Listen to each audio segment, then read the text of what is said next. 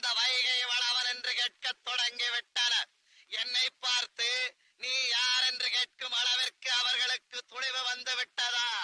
அமெரிக்காவிற்கும் ஜெர்மனிக்கும் நான் எச்சரிக்கை விடுகிறேன். என்னுடன் மோதி பார்க்க. பேச்சுரிமை யூடியூப் சேனல் நண்பர்கள் அனைவருக்கும் வணக்கம். தஞ்சையில் புஷி ஆனந்த் அறைகூவல் விடுத்திருக்கிறார். யாராவது வேலைக்கு போறேன்னு சொல்லிட்டு மாநாட்டுக்கு வரலைன்னா கட்சி பதவி காலி, என்ன கட்சியை விட்டு தூக்கிடுவோம் அப்படின்னு மிரட்டியிருக்காரு. அதே போல அங்கே இருந்த சேலை கேட்க வந்த, அதாவது இவங்க நலத்திட்ட உதவிகள்னு சொல்லி சேலை கொடுக்குறேன்னு சொல்லி இப்படி நிறைய பெண்களை கூப்பிட்டுருக்காங்க. அதில் 4 மணி நேரமாக காத்திருந்த பெண், அவர் சேலை கேட்டு தகராறு செய்வதற்கு அவரை கொண்டு வந்து கண்ணாடி ரூம்கள் அடைச்சி போட்டாங்க இந்த பவுன்சர்களுடைய அக்கப்போர் கொஞ்சம் நஞ்சம் அல்ல. அதை பற்றி தான் பார்க்க போகிறோம். இது வாய்ஸ் ஆஃப் தமிழ் வழங்கும் பேச்சுரிமை சேனலை சப்ஸ்கிரைப் பண்ணுங்க, மறக்காம பெல் பட்டனை அழுத்துங்க. பைந்தமிழ் தேர்ப்பாகன் அவன் ஒரு செந்தமிழ் தேனி, சிந்துக்கு தந்தை குவிக்கும் கவிதை குயில், இந்நாட்டினை கவிழ்க்கும் பகையை கவிழ்க்கும் கவிமுரசு, நீடுதுயில் நீக்க பாடி வந்த நிலா, காடு கமலும் கற்பூர சொற்கோ பாரதி. பாரதியை பற்றி பாரதிதாசன் எழுதிய கவிதை, இந்த கவிதை தான் எனக்கு மிகவும் பிடித்த கவிதை என்று கலைஞர் தன்னுடைய கைப்பட எழுதி அந்த கடிதம் இன்றைக்கும் பாரதிதாசன் அவர்களுடைய வீட்டில் கண்ணாடி பேழைக்குள்ள இருக்கு, பார்க்கலாம். நான் எதற்கு இந்த கவிதையை சொன்னேன் என்றால், தமிழ் நெஞ்சங்களை எல்லாம் கொள்ளை கொண்ட, தமிழர்களுக்காக வாழ்ந்த மாபெரும் கவிஞன் பாரதிதாசனை ஏற்றுக்கொண்டவர்கள் தானே நாம. உலகில் எவ்வளவு மிகச்சிறந்த விஷயம் நடந்தாலும் அதையெல்லாம் ஏற்றுக்கொள்பவர்கள் தமிழர்கள். அதற்கு ஒரு உதாரணம், புதுச்சேரியில இருந்து வந்தார் கவிஞர் என்று இல்லை, அவர் தமிழராக பார்த்தோம். அவருடைய கவிதை ஆகச்சிறந்த கவிதைகளை, தமிழுக்கு அமுதென்று பேர், இந்த மாதிரியெல்லாம் அவர் பாடினார். அந்த மாபெரும் கவிஞனுக்கு கம்பளம் விரித்து வரவேற்பு அளித்தது தமிழகம். நான் எதுக்கு சொல்றேன்னா, அப்படி ஜாதி சமய மொழி இனத்திற்கு அப்பாற்பட்டு வரவேற்றது திறமை எங்கிருந்தாலும், தமிழுக்கு யார் பாடுபட்டாலும் அவர்களையெல்லாம் அரவணைத்தது, கூப்பிட்டு அரவணைத்தது தமிழகம். தமிழக தலைவர்கள். இன்றைக்கு ஒருத்தரை கூட்டிகிட்டு வந்திருக்காரு, புஷி ஆனந்த்னு ஒருத்தரை, நடிகர் விஜய். அவருக்கு கவிதை வருமா என்பது தெரியாது, அவர் வாயிலிருந்து என்ன வருகிறது, தமிழர்கள் ஏற்றுக்கொள்ளக்கூடிய அளவிலே வருகிறதா என்றெல்லாம் தெரியாது, மிரட்டல் வருகிறது.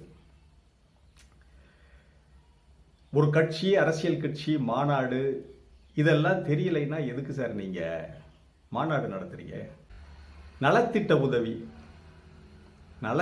உதவியை இங்கிலீஷ்ல அப்படியே சொல்லி பாருங்க, வெல்ஃபேர் ஸ்கீம். ஏண்டா ஒரு 100 ரூபாய் சேலை கொடுக்கறதுக்கு பேர் வெல்ஃபேர் ஸ்கீமாடா? ரேஷன்ல அரிசி போடுறாங்க, மண்ணெண்ணெய் கொடுக்குறாங்க, அது வெல்ஃபேர் ஸ்கீம். ஆடு கொடுக்குறாங்க, மாடு கொடுக்குறாங்க, விலையில்லா கணினி அது கொடுக்குறாங்க, இதெல்லாம் வெல்ஃபேர் ஸ்கீம். நீ 100 ரூபாய்க்கு சேலை கொடுத்துட்டு நலத்திட்ட உதவிகளா? நலத்திட்ட உதவி என்னடா நலத்திட்ட உதவி? அதிலே உங்களுக்கு தகராறு. நலத்திட்ட உதவிகள் கொடுக்குறேன்னு சொல்லிட்டு பெண்களை எல்லாம் கூப்பிட்டு வச்சுட்டு ஆலோசனை கூட்டத்துக்கு எதுக்கே நலத்திட்ட பெண்கள்? உன்னுடைய கட்சி உறுப்பினர்கள், ஊழியர்கள், அவங்கள கூட்டி வச்சுக்கிட்டு எத்தனை வண்டியில வர்றீங்க, யார் வர்றீங்க, ஒரு ஒன்றியத்துக்கு எத்தனை பேர் வரணும்னு ஆலோசனை பண்றதானே. அதுல ஏன் நலத்திட்ட உதவி? அதுல ஏன் பெண்களை கூப்பிட்டு வச்சுக்கிட்டு சேலை கொடுக்கணும்னு கூட்டம் காட்டுறீங்க? அதுல வந்த பெண்கள் நிக்க முடியாம எங்களுக்கு சேலையை கொடுங்க, நாங்க வீட்டுக்கு போகணும், வேலை இருக்குன்னு சொன்னா அவங்கள தகராறு பண்றாங்கன்னு சொல்லி பவுன்சர்கள் அனுப்பி, இந்த பவுன்சர்கள்னு புது வார்த்தை வந்திருக்கு, பாடி கார்டுகளை அனுப்பி உடனடியா அவங்கள தூக்கி கண்ணாடி அறையில வச்சுட்டாங்க. சரி, இது இப்படின்னா இந்த ஆளு புஷி ஆனந்த் ஏறி மேடையில் ஏறி பேசுறாரு பாருங்க. முதலாளியிடம் சென்று 2 நாள் லீவு கேளுங்க, அந்த 2 நாள் லீவு மாநாட்டுக்கு தரலைன்னா அந்த வேலையாச்சு நீயாச்சு அப்படின்னு தூக்கி போட்டுட்டு, மாநாட்டுக்கு வருகிறவன் தான் தாவேகா, தமிழக வெற்றி கழகத்தினுடைய உண்மையான தொண்டன். கொள்கையே தெரியல, கொடியிலேயே தகராறு. இதுல என்னடா ரொம்ப இதா வர வேண்டியிருக்கு? வேலையை தூக்கி எறிஞ்சிட்டு வரணுமா? எவன் வேலைக்கு போறான்? இப்ப விஜய் கட்சியில் இருக்கிறவன் எவையா வேலைக்கு போறேன்? தண்டச்சோறு தின்னுட்டு ஊர் சுத்திக்கிட்டு இருக்காங்க. ரசிகர்கள் யாராவது வேலைக்கு போறாங்களா? வீட்டுல நல்லா சாப்பாடு இருந்தா அதை சாப்பிட்டு ஊர் சுத்திக்கிட்டு இருக்கவன் தான் ரசிகன். பாலாபி செய்யறவன் தான் ரசிகன். என்ன உழைச்சி சாப்பிட்றவன் எவனும் நடிகன் பின்னாடி போக மாட்டான். உழைத்து குடும்பத்தை காப்பாற்றுபவனுக்கு நடிகன் பின்னால் என்ன வேலை? என்னமோ வேலைக்கு போறது மாதிரி விஜய் ரசிகர்கள்லாம் அவர் பேசிக்கிட்டு இருக்காரு. அது அடுத்த கட்ட கதை. ஆரம்பத்திலே இப்படி கோட்டை விடுறாங்களா? ஒரு மாநாடு என்றால் என்ன, அதன் அர்த்தம் என்ன என்று நம்ம பார்க்கலாம். சுதந்திரத்திற்கு முன்பு காங்கிரஸ் கட்சி பல்வேறு மாநாடுகளை நடத்தியது. அதன் பிறகு திராவிட இயக்கம் வந்ததற்கு பிறகு திராவிட இயக்க மாநாடு நடந்தது, திமுக மாநாடு நடந்தது. மாநாடுகள் நடக்கிறது எதுக்கு? கட்சிக்கு நிதி வசூலிக்கிறது தாங்க மாநாடு நடத்துவாங்க. பணம் கொடுத்து இவங்க ஆள் பிடிக்கிறாங்க. நலத்திட்ட உதவிகள்னு சொல்லி பணம் கொடுத்து, பெண்களுக்கு பணம் கொடுத்து, சேலையை கொடுத்து கூப்பிடுறாங்க. ஆனால் அன்று அப்படி இல்லை. அண்ணா நடத்திய மாநாடு, பெருந்தலைவர் அவர்கள் காங்கிரஸ் கட்சிக்காக நடத்திய மாநாடு, அந்த மாநாட்டில் வசூலான தொகையை வச்சு தான் இன்றைக்கு இருக்கிற தேனாம்பேட்டை காங்கிரஸ் பில்டிங்கு, இந்த சத்தியமூர்த்தி பவன்லாம் வாங்கினது கட்சிக்காக. அதன் பிறகு திமுக, அவங்கள்ட்ட பணம் இல்லை, எழுதக்கூடிய திறமை இருந்தது, பேசக்கூடிய ஆற்றல் இருந்தது. திராவிட இயக்கம் என்ற ஒரு அருமையான பகுத்தறிவு கொள்கை மேலை நாடுகளில் இருந்து மொழிபெயர்க்கப்பட்ட அந்த உலகின் மனிதநேயம் சார்ந்த மனித குலத்திற்கான புரட்சி கருத்துக்களை எல்லாம் உள்வாங்கி கொண்டு அதையெல்லாம் தமிழ்படுத்தி அதை தமிழ் இலக்கியத்திற்கு ஏற்றவாறு அண்ணா மொழிபெயர்த்தார். குடியரசு பத்திரிகை, திராவிட நாடு பத்திரிகை எல்லாம் வெளிவந்தது, தொடர்ந்து வெளிவந்து கொண்டிருந்தது. மாநாடு போட்டாங்க. மாநாட்டுக்கு வர்றவங்கள்ட்ட டிக்கெட் நுழைவு கட்டணம் வசூலிச்சாங்க, சாப்பாட்டுக்கு கட்டணம் வசூலிச்சாங்க, பாட்டு புத்தகங்கள் விற்றார்கள், குடியரசு பத்திரிகையை விற்றாங்க. அண்ணாவுடைய எழுத்துக்கள் தாங்கிய அந்த புத்தகங்கள் விற்று அதில் வர்ற படத்தை திரட்டி கட்சிக்கு சேர்த்துக்கிட்டாங்க. துண்டு பிரசங்கள், திராவிட நாடு பத்திரிகை, குடியரசு பத்திரிகை, வார பத்திரிகை, இவற்றையில் இந்த இதழ்கள் எல்லாம் ஆயிரக்கணக்கில் பல்லாயிரக்கணக்கில் விட்டுறது. மாநாட்டுக்கு போனால் அண்ணாவுடைய பேச்சு அடங்கிய புத்தகங்கள், அண்ணா எழுதிய புத்தகங்களை எல்லாம் வாங்கலாம்னே நிறைய பேர் வந்தாங்க. மாணவர்கள் நிறைய திராவிட இயக்கத்துக்கு, அந்த காங்கிரஸ் மாணவர்கள் அப்படியே பகுத்தறிவு கொள்கை, திராவிட இயக்க கொள்கை அப்படின்னு வந்த உடனே மாணவர் சமுதாயம் அப்போதான் கல்லூரிகளில் மிகப்பெரிய அளவுக்கு திராவிட முன்னேற்ற கழகத்திற்கான மாணவர் அமைப்புகள்லாம் வச்சு அவங்க நிறைய படித்தாங்க. அண்ணாவுடைய கருத்துக்களை உள்வாங்கி கொண்டார்கள், எழுதினார்கள், பேசினார்கள். அண்ணா மட்டுமல்ல, மதியழகன், நாவலர் நெடுஞ்செழியன், அதன் பிறகுதான் கலைஞர். அவருடைய எழுத்துக்கள், பேச்சுக்கள் இதெல்லாம் கேட்கறதுக்காகவே வந்தாங்க மாநாடுகளுக்கு. அங்கே வியாபாரம் நிறைய நடந்தது, கட்சிக்கு நிறைய வசூலானது. அந்த கட்சி அந்த பணத்தை வைத்துக்கொண்டு அதில் அவங்க சாப்பிட்டுக்கிட்டு மக்களுக்காக பேசினார்கள், மக்களுக்காக உழைத்தார்கள். இதுதான் ஒரு அரசியல் கட்சியினுடைய இலக்கணமே தவிர நீங்க கோடி கோடியா சேர்த்து வச்சுக்கிட்டு மக்களுக்கு பணம் கொடுத்து கூப்பிடுறது இல்லைங்க அரசியல். முதல்ல மாநாட்டினுடைய இலக்கணத்தை தெரிஞ்சுக்கிறீங்க. ஒரு மாநாடு நடத்துறாங்கன்னா மக்கள் மத்தியில் அவர்களுடைய கருத்துக்கள் சென்றடைய வேண்டும். பணம் கொடுத்து வாங்கணும். நீங்க என்ன எழுதியிருக்கீங்க, என்ன பேசியிருக்கீங்க, மக்களை ஈர்க்கின்ற அளவில் எத்தனை புத்தகம் வெளியிட்டு இருக்கீங்க, ஆழ்ந்த கருத்துக்கள், செறிவான சிந்தனைகள் கொண்ட ஏதாவது நீங்க பத்திரிகையில வந்திருக்கா? அப்படி பேசக்கூடிய நபர்கள் உங்கள்கிட்ட இருக்காங்களா? அதையெல்லாம் வாங்கி படிக்கிறதுக்கு மக்களுக்கு நேரம் கொடுக்கல. அண்ணா அவர்களுடைய கருத்துக்கள், அண்ணா அவருடைய பத்திரிகை மனப்பாடம் பண்ணி ஒப்பிச்சாங்க. அண்ணா அவர்களுடைய பேச்சை, அவர் பேச்சு தாங்கி வந்த எங்கேயோ பேசுவார், எங்கேயோ ஈரோட்டில் பேசுவார், வேலூரில் பேசுவார், சென்னையில் பேசுவார். இதையெல்லாம் குடியரசு இதழில் வெளியிடுவாங்க, திராவிட நாடு பத்திரிகையில் வெளியிடுவாங்க. அதை வாங்கி படிக்கிறதுக்கு போட்டி போடுவாங்க, மனப்பாடம் பண்ணுவாங்க. கலைஞர் அவர்களுடைய பராசக்தி வசனத்தை மனப்பாடம் பண்ணாதது யார்? மனப்பாடம் பண்ணி ஒப்பிக்காதவன், நடிச்சு காட்டாதவன் யார்?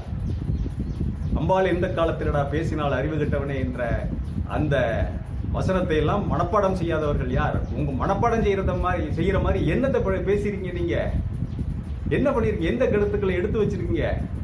எதுவுமே இல்லை. அப்புறம் எதுக்கு மாநாடு கூட்டுறீங்க? மாநாடு,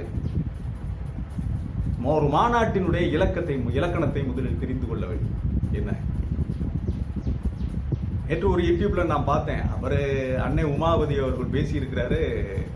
இப்படி வேலைக்கெல்லாம் உழ வைக்கிறாங்களே, அவனே 18 வருஷம் 15 வருஷம் வேலை பார்த்த வேலையை விட்டுட்டு வர சொல்றாரு அப்படின்னு. அதுவும் ஒரு வகையில் சரிதான். நான் அண்ணன் அவர்களுக்கு சொல்லுகிறேன், அண்ணே அவங்க வேலைக்கே போற கோஷ்டி இல்லை, இது வேலை செய்யாத வெட்டியா தெரிகிற கோஷ்டி. இவங்கள்ட்ட வேலையை பத்தி என்ன பேசுறது? இவர்கள் எல்லாம் நாளை வெற்றி பெற்று வந்துவிட்டால் மிகப்பெரிய அளவிலே அமைச்சராகலாம், மினிஸ்டர் ஆகலாம், என்னென்ன வாரியங்கள் அது இது பதவிகளை பெறலாம், பெரிய பணக்காரனாகலாம், பல்பு வச்ச காரில் போகலாம். இந்த கனவிலே மிதக்கிறவர்களை வைத்துக்கொண்டு, கூட்டி வைத்துக்கொண்டு, பேச தெரியாதவர்கள், எழுதியதை படிக்காதவர்கள், பிற கருத்துக்களை உள்வாங்கி கொள்ளாதவர்களை எல்லாம் வைத்துக்கொண்டு இவர்கள் கட்சி நடத்துகிறார்கள். இப்பவும் நேரம் ஒன்றும் இதாகலை, மூடிட்டு ஓடி போயிடும். கட்சி உங்களுக்கு சரியா வராது, சரியா மூடிட்டு ஓடி போயிடும். துணிச்சலாக சொல்லக்கூடியவர்கள் நாம் தான். ஏனென்றால் வரலாறு அப்படி, சரித்திரம் அப்படித்தான் எழுதப்பட்டிருக்கிறது. மனிதன் கடந்து வந்த பாதை என்பது, மனிதகுலம் கடந்து வந்த பாதை என்பது அப்படி இருக்கிறது. இன்னைக்கு டெக்னாலஜி வேணா வளர்ந்திருக்கலாம், டெக்னாலஜி வளர்ந்திருக்கலாம், வாட்ஸ்அப் இருக்குது, யூடியூப் இருக்குது எல்லாம். ஆனால் அந்த யூடியூப் வழியாக சென்று செல்லுகின்ற வார்த்தை என்பது மனிதன் சிந்திக்கிறது, பேசுறது அந்த யூடியூப் வழியா போய் சேருதியா? இதுதான் விஷயம்.